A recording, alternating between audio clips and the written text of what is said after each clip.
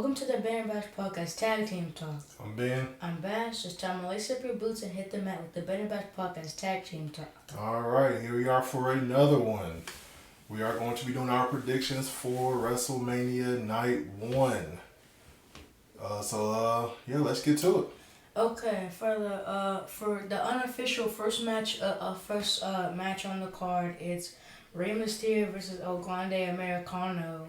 But that changed. Remember, Mysterio got hurt. Oh, yeah. So it's going to be Rey Fenix now. So Rey Fenix versus El Grande Americano. So I think we all know how this ends. Rey Fenix unmasks El Grande Americano, and it ends up to not be Chad Gable. We all know how it ends. Not during the match, though.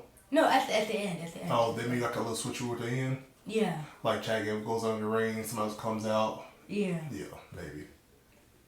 It's gonna be Chad Gable in the match wrestling.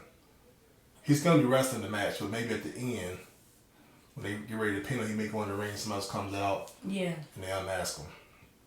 Yeah. But yeah, I think Rey Fenix wins for that reason. Think Rey Fenix wins? Yep. Yeah. I'm glad. Well, is that Chad Gable though? I don't know. You've never seen them in the same place at the same time, so I don't know. We saw both of them at the same time earlier when it first happened. We saw both of them. Yeah. So do we know for sure? Mm-hmm. People think it is. It looks similar, but until you take the mask off. Another thing is Chad Gable has been hyping up El Grande Americano for a long time. Yep, he has. But who knows? But yeah, so Rey Fenix, that should be a good match. Rey Fenix just debuted. I don't see him taking a loss this early. He just debuted, early this month? Yeah. So I really don't see him taking a loss right now. So I got Rey Fenix as well winning that. Hopefully El Grande has a good match. It's his first showing at WrestleMania. Yeah, I wish Chad Gable would have a match at WrestleMania. He needs a match at WrestleMania, but I guess we're stuck with El Grande having a match, which, second best, Because he wrestles just like Chad Gable. Similar. Yeah. A little different, but similar. A little more lucha. Yeah. For the second match on the card, it's the War Raiders versus the New Day for the World Tag Team Championships. And the War Raiders are the champions, but I don't know. This is a tough one because it's gonna be an okay match. It wasn't that much of a build. Most people are expecting Big E post match, but but I don't know. I'll probably pick the New Day because I think they need it more, and since they've been on this heel run, they haven't really done anything except their big heel turn, which is known to most people as the biggest heel turn of 2024. And they haven't really done anything, so I think this should really help them boost their heelness or their heel turn. So you going for a New Day? Yep. Yeah. What the Kobe always says, at the end of the day, get on your knees, hands in the air, thank God for the New Day. People still mad what they did for against Big E. Is Big E coming back? If he's not coming back, then they have to get rid of him eventually. You can't keep holding the carrot out there, hoping Big E comes back, and he never does. You gotta eventually cut him loose. If he does come back, then maybe they can mend that fence when they cross their bridge and get there. Yep. But as far as right now goes, you can't have the New Day and Big E involved when Big E may not ever come back to wrestling as a wrestler. He's doing the commentary and the pre-shows and all that, but he hasn't wrestled in 2 years, almost 3 years now. Yeah, he hasn't wrestled since he got injured. Exactly. So you can't have the New Day with Big E and he's not there. He could have been a manager, but yeah, who wants to do a manager when you want to be a wrestler? A lot of times. Yeah. Not saying he can't do that, but New Day by far I think they're gonna win. Second longest reigning tag team champs of all time behind the Usos. Heel turn hadn't been 100% like people wanted it to be, but it's been good. They've been getting booed. Their heel persona is going into it good. But yeah, I got the New Day again, winning. Doing their legacy again for the greatest tag team of all time. No questions asked. I mean, they're up there. If you don't have a top 5 with New Day in it, you don't know tag team wrestling. That's just point blank. I mean, that's pretty much it right there. But that's what you're gonna say? That's it. Okay, and for the third match on the card is Jade Cargill versus Naomi. And for this one, I think that's pretty clear cut. I think Jade Cargill is gonna Clear cut though? well, I mean, not as clear cut as I'm saying, but I don't know. I feel like Jade Cargill, the way she's been booked, I think she's gonna win this match over Naomi. Got you. I think this should be a stipulation match too, but It should have been. It should have been a stipulation match, but I mean, we can get there, right? yeah. But yeah, this is probably one of the more intense feuds on the WrestleMania card by far. I mean, Oh yeah. I mean, this was months in the making of who pushed Jade off the car or the ramp. onto the car. I mean, how did she end up like that anyways? She said got hit in the back of the head and pushed off. Yeah. I mean, unless she got front pushed, but that wouldn't make any sense because you would see it coming. yeah. But I mean, but that would make sense because her and Naomi could have been there talking and then boom. Because her and Naomi was friends. So it could easily have been Naomi that hit her. I mean, yeah. And she wouldn't even coming. Wouldn't Bianca be there too though? No, remember Bianca was in the ring wrestling, remember? Oh yeah. Remember she was wrestling. So they could have backstage talking, just chopping it up, talking about other stuff. Watching the match. On one of the monitors back there. And then next thing you know, boom, back of the head, onto the chair, onto the car, and out for months. Yeah. You know, and then Naomi scoops in, becomes tag team champs with Bianca, and the rest is history. But to say clear cut, I mean, you're not giving Naomi is a former women's world champion. I mean, women's champion. Not like based on in-ring ability or just there. I'm just saying the way she's been booked. I mean, yeah, but she's crazy. She's acting crazy though, and that you can't. You're talking about in-ring ability. They're wrestling a regular wrestling match. Yeah, but Jade Cargill has the power advantage, the speed advantage. She does, but in a regular wrestling match though. See what I'm saying? Mm-hmm. Can she hold her own against Naomi in a regular wrestling match? Yes, in the power game, yes. If it was like a no qualification, stuff like that, then yes. But just a pure wrestling match, who knows? Naomi can win that match in just a pure wrestling match. Can Jade go into what they call the deep waters with Naomi? Mm-hmm. Does she have the endurance and cardio we were talking about earlier? Does they have the cardio and endurance to go the full distance with Naomi? Naomi's one of the better female wrestlers out there. Yeah. And Jade's still new. Can she hold her own as a former world champion, women's champion? Mm-hmm. You know? So. I agree with everything you're saying, but I'm still picking Jade Cargill. Still picking Jade Cargill? Yep. Okay. Who are you picking? I'm going to pick Naomi. I'm going to pick Naomi. Because Jade's already been pinned once already, so it's nice that she's going undefeated right now. Yeah. She's already been pinned by Liv Morgan. Mm-hmm. So. It's not like she's undefeated, so she don't need to win. I mean, she can use the win, but why not? And will Bianca get involved after what happened on Friday Night SmackDown? No, I don't think so. Okay. And that's what you gonna say for that match? That's it. And for the next match on the card, it's LA Knight versus Jacob Fatu. I was gonna say that. But for the WWE United States Championship. And for this one, I don't know about you. The last one, I was kind of wrong, but I think this one is clear cut. Clear cut, you think? Yeah. LA Knight's gonna get brutalized by Jacob Fatu, unless Solo Sikoa gets involved. And cost Jacob Fatu the match? Accidentally, like he did that one time, remember? And Braun Strowman got the match. Gotcha, that's what you're saying. Jacob Fatu might even be champion walking into this if it wasn't for Solo Sikoa right then. See what you're saying. But, but I'm picking Jacob Fatu. Because I think he just has the most confidence, and he's just ready for the U.S. Championship. That makes sense. But I'm gonna go Jacob Fatu. By far, I mean, I've watched him since MLW days, so I'm gonna go with him by far. I mean, I was telling you about him before he came to WWE. So yeah, I'm going with Jacob Fatu. I'm a Jacob Fatu fan. You know what I mean? But Cringe, but okay. oh wow, that's what we doing? Yep. That's what we doing? So Jacob Fatu's cringe when he do it? No, that's what. No. He's cool when he says it. Wow, I'm not cool to do it though? Oh wow, that's what we doing? Hey, okay. Anyways.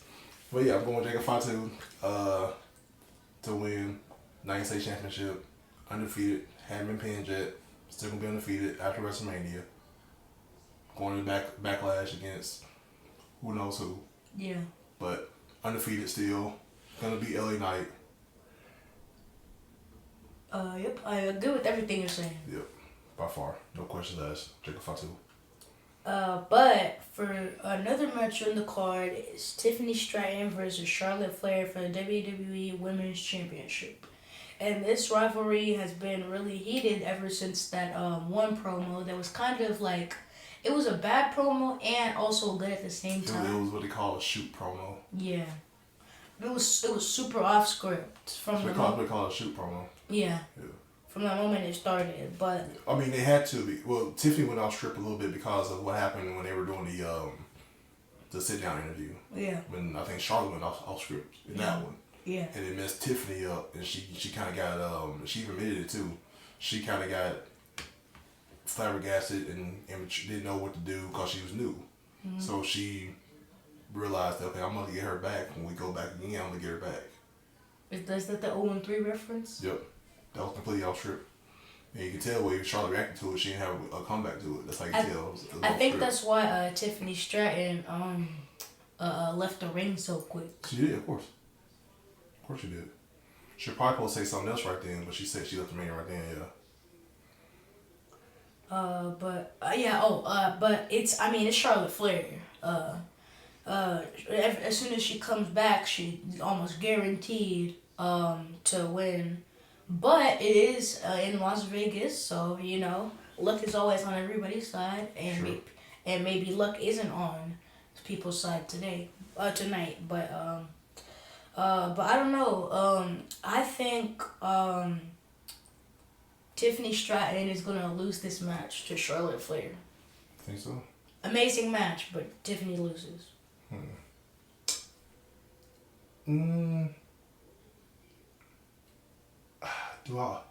Before that promo happened, I would have said Charlotte Flair.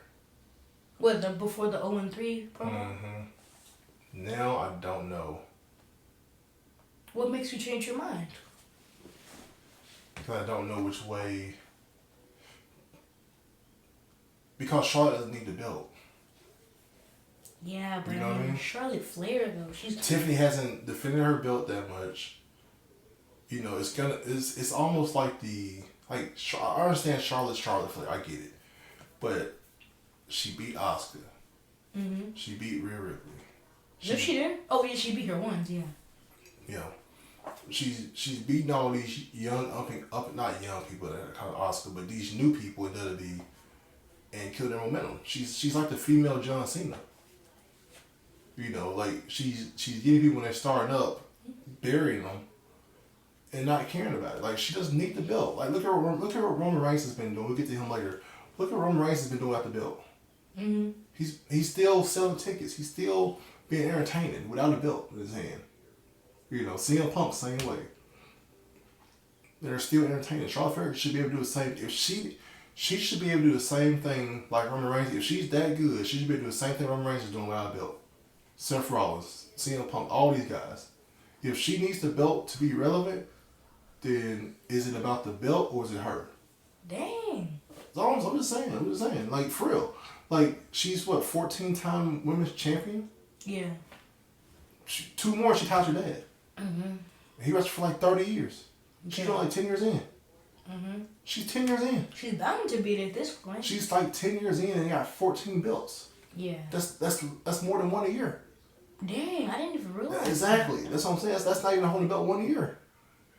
That's quick title reign. That means she wins the belt and then loses it. Wins it, loses it. Wins, loses.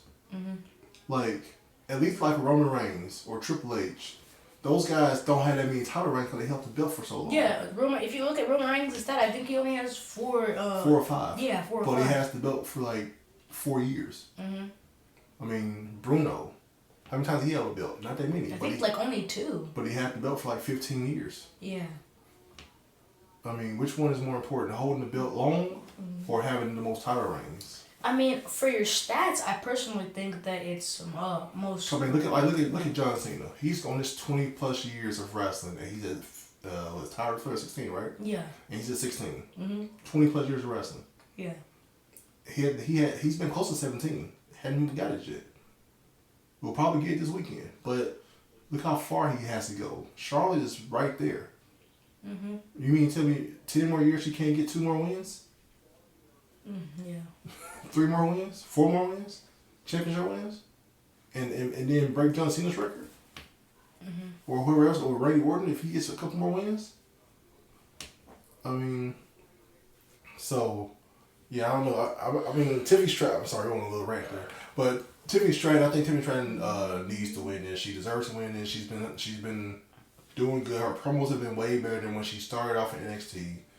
I think Louis Kaiser's been helping her out a ton. I mean, he doesn't get a lot of credit himself. I mean, he definitely deserves more credit for himself. Him and Gunther. I mean, yeah, Gunther gets all the credit because he's a world champion, but people forget about Kaiser being just as good as Gunther is. As far as a wrestler, promo guy, all-around wrestler too. Yeah. You know, maybe he'll get a mid-card run sometime this year as well. That's what everybody wanted for Survivor Series. Yeah. Maybe he'll get another one sometime this year too. Yeah, everything I agree with what you're saying, except Tiffany winning. Yeah. If you're picking Tiffany to win it, that's just a losing bet. I'm sorry. I'm gonna go Tiffany to win it. But yeah, that's what you want to say? Yep, that's it.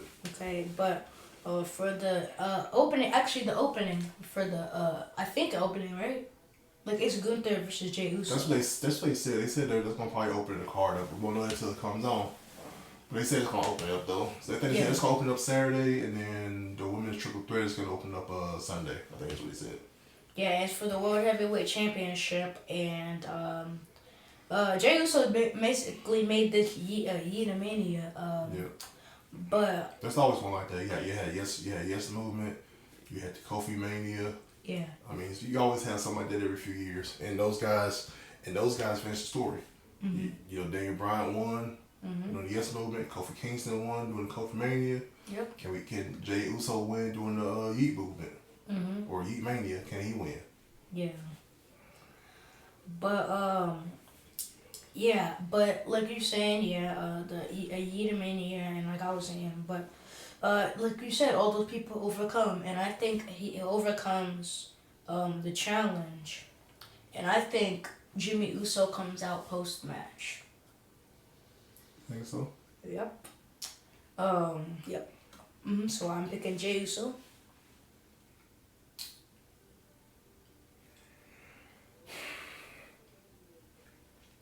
Do I go with my heart or do I go with my brain? I guess your heart is going Jey Uso, but your brain is going Gunther? Yep. Exactly. Because I want to see Jey Uso win it. It's a great story. I mean, being the backup to Roman, then being the right-hand man to Roman, then getting beat down by Roman, Hell in a Cell, then leaving the bloodline, becoming main event Jey Uso, then becoming the Geek movement, going through all that, challenging Gunther, losing, winning the Royal Rumble, beating John Cena's Royal Rumble to be exact, challenging Gunther, going through that storyline, which kind of fell off a little bit, then picked back up. Gunther beating down Jimmy. I mean, pretty much, you do it outside of wrestling, you're going to jail for that. But, Jey Uso as a world champion.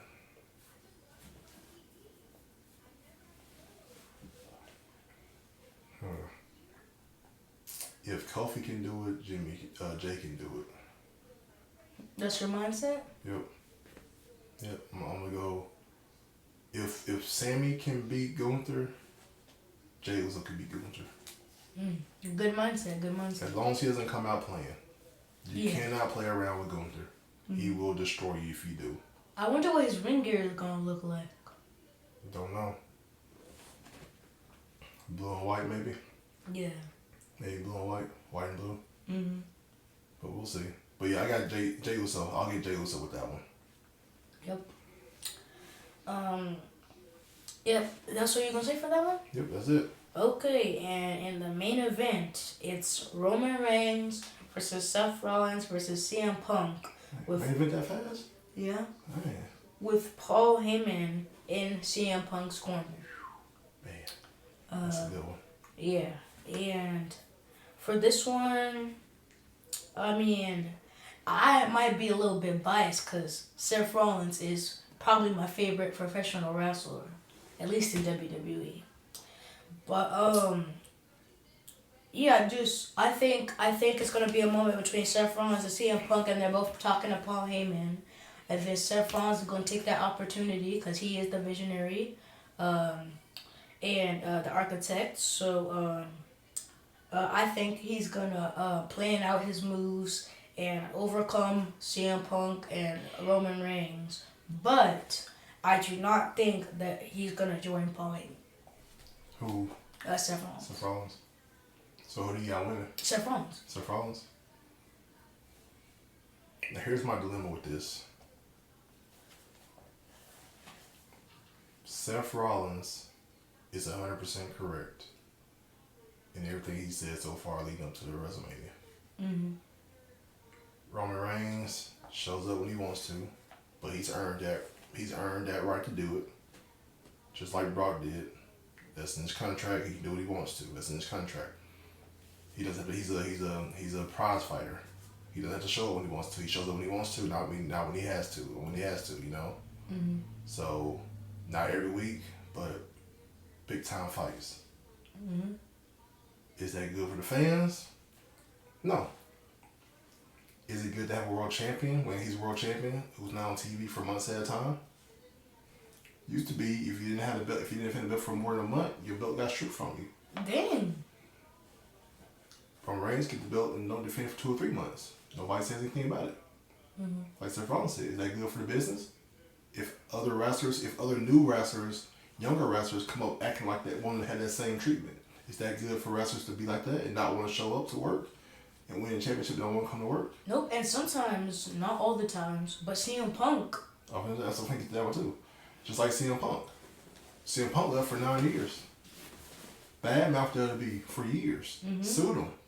Like Seth Rollins said, he tried to burn the flag and then raised it up with everybody else. Exactly. He left WWE, talked bad about him for years, sued him. People still cheer for CM Punk. Years after years after years. You still heard CM Punk in every arena. You still heard CM Punk chant almost every single time. Chicago went crazy CM Punk chants. And he never once said anything about it. Not one thank you or nothing.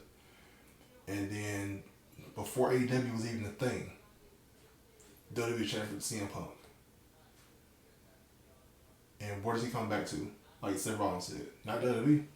Not the people who've been loyal with him for 9-10 years. Yes, AEW. He went to AEW. Nothing wrong with that. He knew what he wants to do. He's a grown guy. He's a grown man. He can wrestle where he wants to wrestle at. Mm-hmm. But like Seth Rollins said, the guys who cheered for you for the past 10 years, Mm-hmm.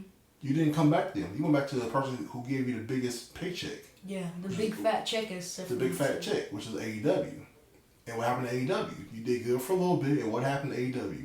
The same thing happened to WWE originally. You burnt the bridge. You got into a fight over, I think it was glass or something like that. It's a real glass versus fake glass, whatever it was. You got into a fight backstage, got fired. Mm-hmm. World champion, had the belt, got fired. Or whatever the case. And then he came back to WWE. Like Seth Rollins basically was saying, would he be in WWE right now if he never left AEW? Mm. Or would he still be in AEW like Dean Ambrose or John Moxley is right now? Mm. See what I'm saying? Yeah. That's what Seth Rollins is saying. CM Punk, what Seth Rollins is saying is CM Punk doesn't care about the fans. I'm a CM Punk fan. As you can see, I'm a CM Punk fan. By far. But, like Seth Rollins is saying, it's true.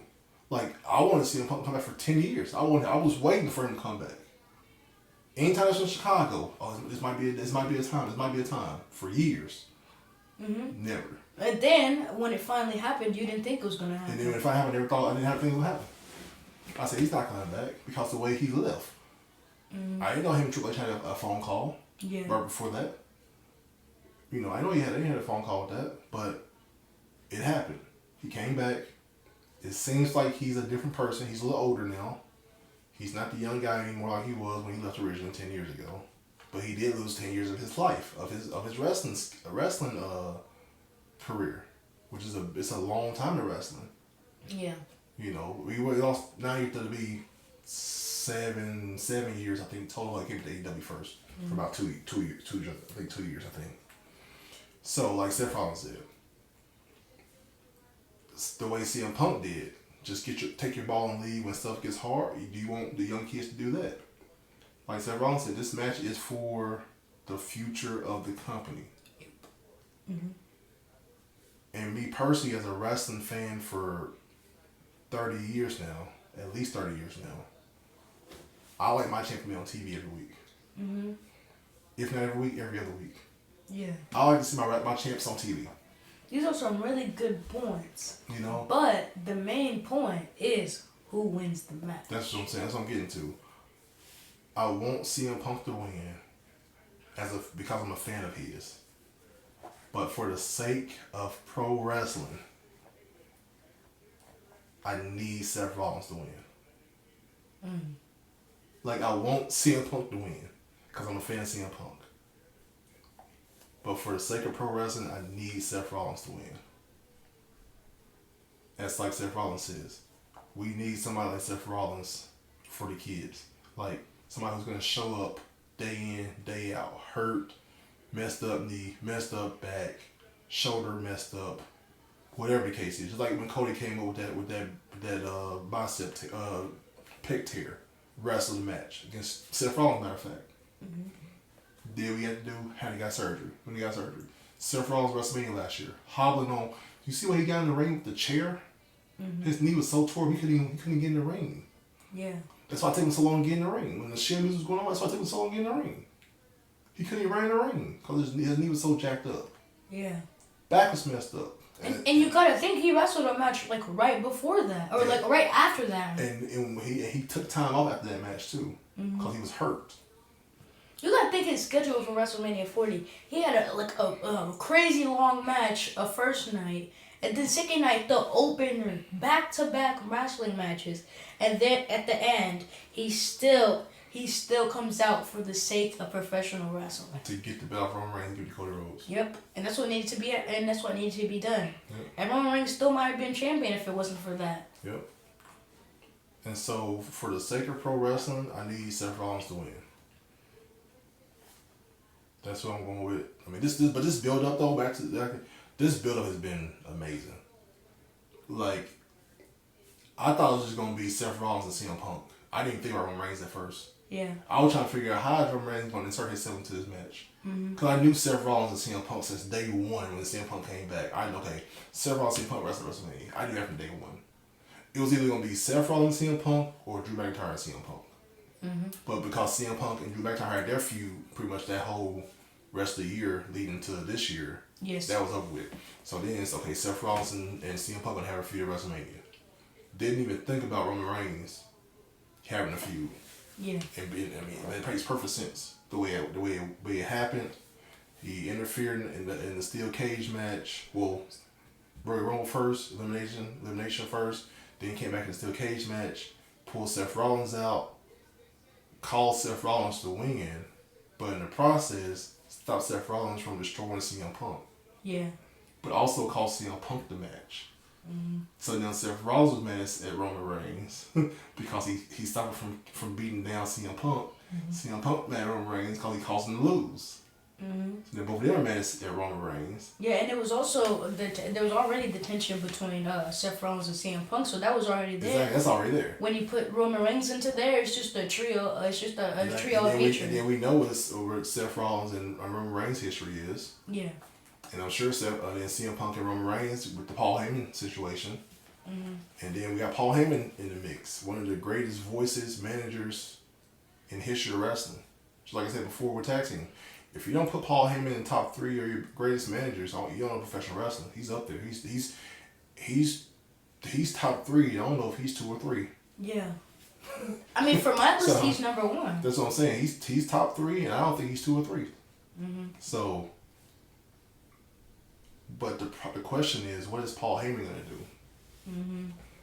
Is he gonna turn on CM Punk or Roman Reigns and join and become Seth Rollins for like you said, for the sake of pro wrestling, or is he gonna stick with CM Punk and Roman Reigns? Yeah. Do we know? I don't know. I want to see Seth Rollins revitalizing him. Yeah. I want to see it. I kind of want to see Roman. I want to see Paul Heyman with Seth Rollins and see what that looks like. I've already seen him with CM Punk. I think Seth Rollins would be a great Paul Heyman guy. That's what I'm saying. I've already seen him with he was technically Paul Heyman guy already with the Shield. Oh yeah, technically. Because remember, if you listen to what Seth Rollins said, it was Paul Heyman who made the call for the Shield to come up and help CM Punk out in the first place. We didn't know that, but that's what Seth Rollins said in the interview. That Paul Heyman made that call for them to come out and help CM Punk out. So, and what's their favor? Yeah. Wait. Paul Heyman owes Seth Rollins a favor. I mean, technically not. That doesn't make any sense. But it's a favor. What I'm saying is he could have stuffed his face in and then he'd not been to WrestleMania. Yeah. But he didn't. Oh, you owe me a favor now. I saved you. I could have done this, but I didn't. You're welcome. Now you owe me. Yeah, it's kind of messed up, but that's what happened. Just like Roman Reigns. Roman Reigns didn't agree to give CM Punk no favor. Yeah. He didn't ask no help. That was Paul Heyman agreed to a favor. Roman Reigns didn't need that help. He was still going 5-on-4 at War Games. He was good with that. He didn't need that 5th guy. Yeah. So yeah. But yeah, Seth Rollins, I think, so I want to win. So I need to win, rather. I need Seth Rollins to win this match. But yeah. Anything else? I think it'll be a good night 1. Yep, it sure is. Anything else going on? Nope. Good? Yep. Alright. With that being said, I'm Ben. I'm Bash. It's another episode of Tag Team Talk.